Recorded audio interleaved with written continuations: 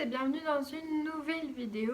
Aujourd'hui on va parler des probabilités et dans cette première vidéo sur les probabilités on va s'intéresser aux bases des probabilités et donc normalement vous voyez les bases de la probabilité en troisième. Donc dans cette vidéo on va s'intéresser à tout ce qui est troisième jusqu'à seconde. Ensuite dans une prochaine vidéo on verra tout ce qui est probabilité conditionnelle, donc tout ce qui est première et terminale pour en fait faire le chapitre complet des probabilités. Donc en fait les probabilités c'est l'étude des phénomènes pour lesquels la réalisation de différentes possibilités dépend du hasard. Et ces différents phénomènes en fait on les appelle expériences aléatoires. Les différentes possibilités sont appelées issues ou alors on peut appeler aussi événements élémentaires. Donc si je vous donne un exemple, donc par exemple, lancer un dé à 6 faces est une expérience aléatoire, mais obtenir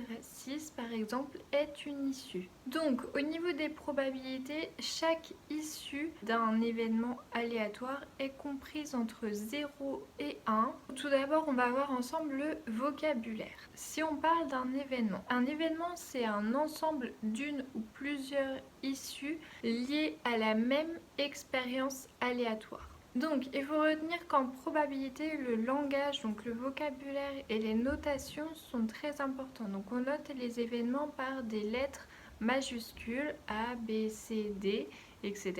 Et donc, si on prend la probabilité d'une issue, c'est la probabilité des chances de réalisation de cette issue. Et donc, elle est toujours comprise entre 0 et 1. Alors, on parle d'issue équiprobable quand en fait, toutes les issues ont la même probabilité de réalisation. Donc en fait la somme de toutes les issues d'une expérience aléatoire est 1. Donc on en vient que la probabilité d'un événement est la somme des probabilités qui le composent. Et donc on peut avoir des événements particuliers. On peut avoir l'événement certain, donc un événement certain c'est un événement dont on est sûr qu'il va se produire, donc sa probabilité est 1. Ensuite, l'événement impossible, donc c'est l'événement qui, on est sûr, ne va jamais se produire.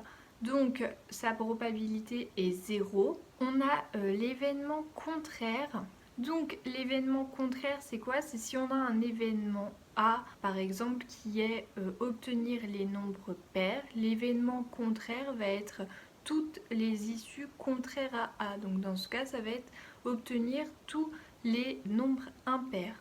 Ensuite, les événements incompatibles. Les événements incompatibles sont des événements qui ne contiennent pas d'issue commune. Donc par exemple, A, événement nombre pair et B, événement nombre impair, ils n'ont pas d'issue commune. Et enfin, on a les événements incompatibles. Deux événements en fait incompatibles sont deux événements qui n'ont pas d'issue commune. Donc par exemple, si je prends l'événement tiré 1 et l'événement tiré 2, ils n'ont pas d'issue commune. Donc maintenant on va parler de fréquence et de probabilité.